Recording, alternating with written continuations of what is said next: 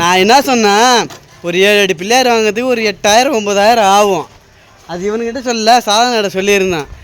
எனக்கு வேலை வெட்டியே இல்லைடா, ஒரு 3 நாள் ஒரு 1000 ரூபாய் கொடுங்க, எனக்கு விநாயகர் வேஷத்தை போட்டு விட்டு இங்கே உட்காந்துக்கிறேன் அப்படின்னு சொன்னேன். அதுக்கு இவன் சொல்கிறான், கடைசியில் அவனை தண்ணியில் எதுவுமே கரைச்சி விட்டுரும் அப்படின்றான். இந்த பெருமாள் கோவில் வந்து பெயிண்ட் அடித்து 5-6 வருஷத்துக்கே ஆயிடுச்சு. இன்னமும் கும்பாபிஷேகம் பண்ணலை பாருங்கள். மேலே வந்து கலசமே இல்லை. எதுக்காக கும்பாபிஷேகம் நடத்தாமல் வச்சுக்கிறாங்க, எதுக்கு நடத்த விட மாட்டேங்கிறாங்க ஒன்றுமே தெரியல. ஒருத்தவங்க வந்து நாமம் பிரச்சனைன்றாங்க, ஒருத்தவங்க வந்து சிலையை மாற்றி வைக்கணுன்றாங்க. இங்கே இருக்கிறவங்களாம் நீங்கள் ஏதாவது பண்ணிக்கோங்க, சிலையெல்லாம் மாற்றி வச்சுக்கோங்க, நாமத்தை எப்படி வேணாலும் போட்டுக்கோங்க.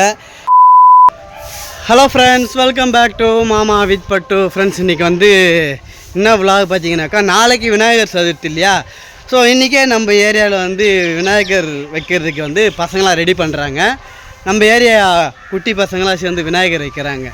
அதுதான் இப்போ காமிக்க போகிறேன். ஓய், அழகாக இருக்குடா, கூடாரம் அழகாக இருக்குது. கூடாரம் பார்த்தீங்களா, சூப்பராக இருக்குது பார்த்தீங்களா விநாயகர் வைக்கிறதுக்கு. இவங்க தான் காசுலாம் கலெக்ஷன் பண்ணி விநாயகர் வைக்கிறாங்க.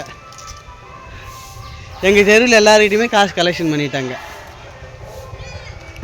இதுதான் வந்து பெருமாள் கோயில். பொதுவாக நாங்கள் எல்லோரும் கூடுற இடம் இந்த இடம் தான். இன்னும் இதெல்லாம் வந்து ஃபினிஷ் பண்ணிட்டு காட்டினா நல்லாயிருக்கும், சூப்பராக இருக்கும். இப்போ தான் ரெடி பண்ணுறாங்க.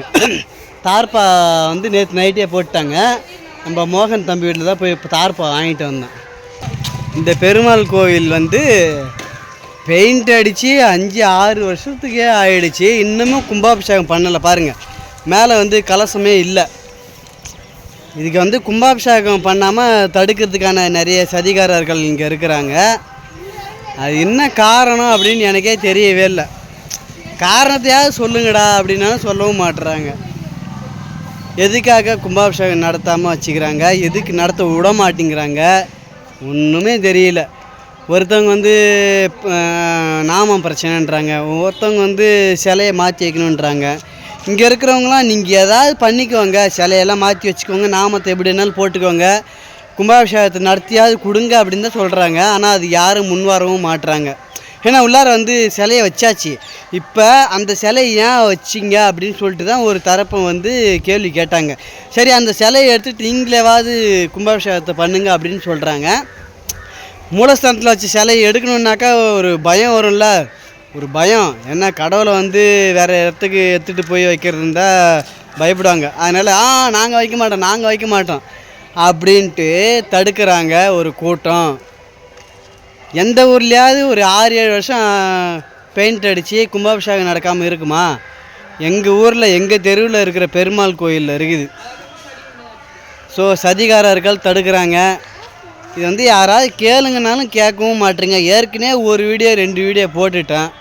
இதுக்கு ஏதாவது ஒரு முடிவு கொடுங்க அப்படின்னு கேட்டுட்டேன். யாரும் எதுவும் வந்து ஹெல்ப் பண்ண மாட்டேறீங்க. சரி, இந்த வீடியோ அறநிலைத்துறைக்காவது போய் சேரும். அரண்மனைக்கு இல்லைப்பா, அறநிலைத்துறைக்காவது போய் சேருன்ட்டு தான் வீடியோ போடுறேன். யாராவது ஒருத்தவங்களாவது பார்த்துருப்பாங்க. நமக்கு என்ன அப்படின்ட்டு காதில் வாங்காமல் இருக்கிறது தான். பெயிண்ட்டே ஃபேட் ஆகிடுச்சு, பெயிண்ட்டே தோல் உறிஞ்சி போயிடுச்சு. இந்த பெயிண்ட்டுக்கெலாம் வந்து ஸ்பான்சர் பண்ணாங்க, பெயிண்ட்டும் விட்டு போயிடுச்சு. ஆனால் நாங்கள் சாமி கும்பிட்டுன்னு தான் இருக்கோம். ஏதோ ஒரு ரூபத்தில் இந்த கோயிலில் இருக்க மாட்டாரா அப்படின்ற ஒரு நம்பிக்கையில் நாங்கள் சாமி கும்பிட்டுக்கிட்டு தான் இருக்கோம். ஒரு ஊருக்கே தெரிகிற மாதிரி கும்பாபிஷேகம் தான் நடக்கலை. ஆனால் வந்து அந்த சாமிக்கு நாங்கள் என்ன பண்ணணுமோ அது பண்ணியாச்சு, ஐயரை வச்சு. இந்த கோபுரத்துக்கு தான் கும்பாபிஷேகத்தை பண்ணவே இல்லை. நான் என்ன சொல்கிறதுன்னு தெரியல. கதறான் யாருமே காதில் வாங்க மாட்டீங்க. எங்களுக்கு வந்து இந்த பெருமாள் கோயில் தான் ஒரு பொதுவான இடம். தயவு செஞ்சு யாராவது வந்து இருந்தால் ஹெல்ப் பண்ணுங்களேன். உள்ளெல்லாம் போய் காமிக்கிறேன் பாருங்களேன், சூப்பராக செவுத்துலாம் ஒவ்வொரு சாமி படம் இருக்கும். காமிக்கிறேன் வாங்க. சார், நான் உள்ளவா ஒவ்வொரு சாமி படத்தை காட்டுறேன் வா. யாராக பார்த்தா பிரச்சனை ஆகும். என்ன பிரச்சனை ஆகும்? நம்ம கரெக்டாக தானே கேட்குறோம். கும்பாபிஷேகம் நடக்கலை, அதை தானே கேட்குறேன் நான். இதில் என்ன தப்பு இருக்குது? ஒரு பழமொழி சொல்லுவாங்க, ஊரில்லா கோயில் இல்லாத ஊரில் குடி போக வேண்டாம்னு சொல்லுவாங்க. இவ்வளோ பெரிய கோயில் இருக்குது, கும்பாபிஷேகம் நடக்கலை. இது வந்து லக்ஷ்மி நரசிம்மர் பெருமாள். இது ஒருத்தவங்க காசு கொடுத்து வரைய சொன்னாங்க. அப்புறம் இங்கே ஒரு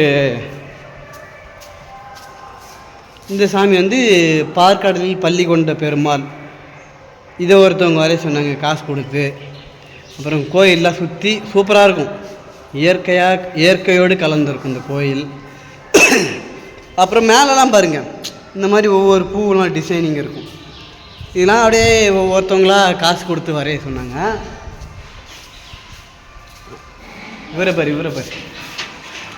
இந்த கடல்லேருந்து எழுந்து நிற்கிறாரு பெருமாள்.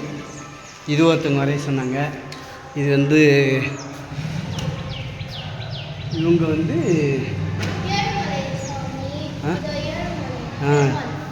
கடவுளுடைய துணைவியார். கரெக்டா? இவர் தான் நம்மளுடைய பெருமாள். அந்த பக்கம் துணைவியார் இருக்காங்க. இங்கே வந்து அனுமார் இருப்பாங்க. பின்னாடி சாட்டினே வருது பாரு அனுமார். இங்கே பாருங்க, இது ஒருத்தவங்க வரைய சொன்னாங்க அனுமார். இதோ காமிக்கிறேன். இது வந்து ஆஞ்சநேயர் இருக்கிறதுக்காக ஆஞ்சநேயர். ஆனால் இங்கே வச்சுருக்கோம் தற்சமயத்துக்கு. இங்கெல்லாம் அப்படியே சாமி வரும். இந்த பூ நல்லா இருக்குமா? இதை பாருங்க, இந்த பூ எப்படி இருக்குது பாருங்கள், அழகாக இருக்குது பார்த்தீங்களா? கோவில். இந்த பெல்லு பாருங்கள், எவ்வளோ பெரிய பெல்லு பாருங்கள். அது பாருங்கள் பெல்லு. இது வந்து ஒரு அண்ணன் வாங்கி வச்சாங்க. பெருசாக இருக்கும், நல்லா வெயிட்டாக இருக்கும், தூக்கவே முடியாது அந்த பெல்லு. அதுதான் துவி பேர். அந்த பெல்லு வந்து எப்படி ஒரு 30 கிலோ இருக்கும். அவ்வளோ பெரிய பெல்லு. அது 30 கிலோவுக்கு மேலே கூட இருக்கும்.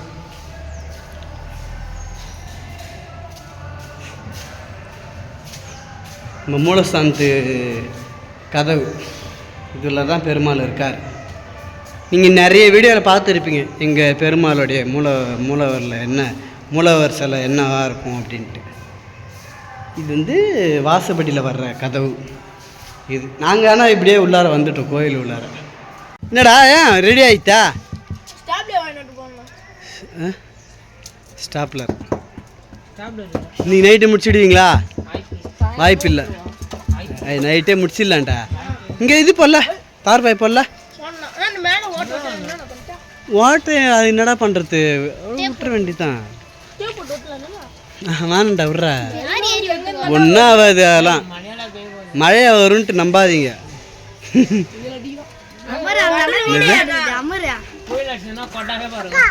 புயல் அடித்தா கொட்டவே பறக்குண்ணா.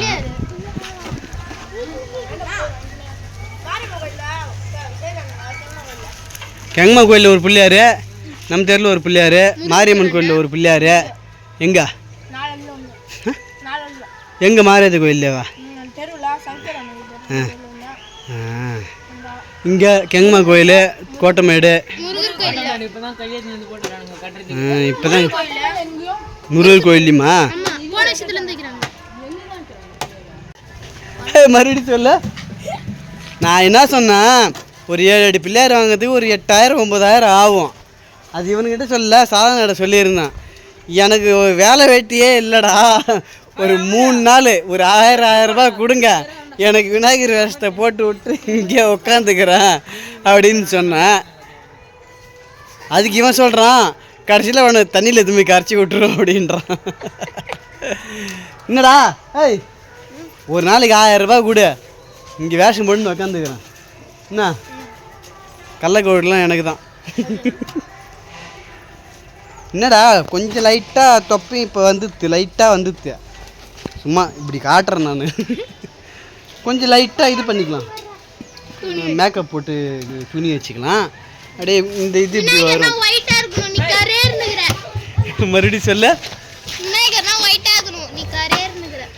விநாயகர் இரு விநாயகர் ஒயிட்டாக இருப்பார், நீ கருப்பாக இருக்கிறன்றியா? என்ன ஒரு பாட்டில் வருமே, அது ஏதோ ஒரு பாட்டில் வருமேடா, என்ன பாட்டுறா? அது இல்லைடா,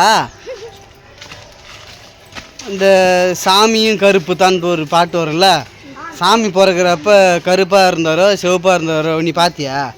எல்லாத்துலேயும் வந்து இப்போ வைக்கிற விநாயகர் எல்லாமே ஒயிட்டாக தான் இருப்பாங்க. கருப்பு பிள்ளையார் இருக்குதாண்டா. கருப்பு பிள்ளையார் இருக்குது. எல்லாத்துலேயும் வைக்கிறாங்களா? இருக்குது. நம்ம தெருவில் எப்பவுமே வெள்ளை அங்கே கோட்டைமேடில் இந்த வருஷம் கருப்பு பிள்ளையார் நீ தானே சொன்ன நீ? ஆமாம், நான் தான் சொன்னேன் கருப்பு பிள்ளையார்னு. அப்புறம் என்ன, நான் அவ்வளோ சரி ஏதோ ஒன்று, கருப்பு தான் தமிழ்நாட்டுடைய அழகு, புரியுதா? ஸோ இந்த மாதிரி ஒரு 3 நாள் மட்டும் என்னை எப்படியாவது இங்கே உட்கார வச்சு 1000 ரூபாய் கொடுத்தா பரவாயில்ல. கருப்பு பிள்ளையார் வைக்கிறாங்க. அதான் கருப்பு 12 அடி கருப்பு பிள்ளையார். ஏ காத்தாடி எனக்கு எடுத்து தரணும், நீ தானே விட்ட? ஐயோ என்னடா தள்ளு வந்துட்டா? வந்துட்டுடா. ஏய் ஒட்டுங்கண்டா, ஏன்டா அவன் வேலையை பார்க்க சும்மா ஓப்பி அடிக்கிறீங்க? போ ஸ்டாப்பில் எடுத்து அடிங்க. யோகேஷ் காணா?